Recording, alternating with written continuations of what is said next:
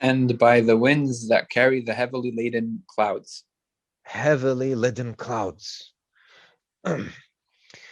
If you ever meet a disbeliever who doesn't believe in a creator, doesn't believe in Allah subhanahu wa ta'ala, an atheist, you tell him Allah subhanahu wa ta'ala said the heavy laden clouds, and in another place Allah subhanahu wa ta'ala said the heavy clouds, as-sahabu thiqal. How did he know? You claim that this is, written by mankind, by people. How did they know 1,400 years ago? They had science, they had technology, they weighed the clouds. Go on Google. Google, how much does a cloud weigh, or a cloud that is, that's, I don't know what to call them, that will, it will rain and so on. How does it? I remember when I Googled this very quickly, it said 3,000 tons. Subhanallah.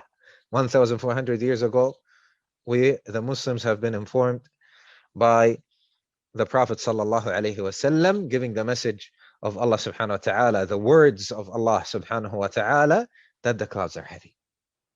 So this is, you can add this to your list, one of the arguments that you could use with people who don't believe in a creator, or even with people who disbelieve in the Quran. You say, how did he know? You tell me.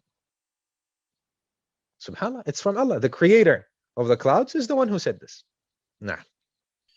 Shaykh al-Sa'di rahimahullah explains, this is an oath from Allah subhanahu wa ta'ala, who speaks the truth, swearing by these mighty creations, which he has made to be of great benefit and of service to people, to confirm that his subhanahu wa ta'ala's promise is true, and that the day of judgment, which is the day of requital and reckoning of deeds, will inevitably come to pass, and no How one did we know? can it up. How did we know that these are great creation of Allah subhanahu wa ta'ala? How do we know?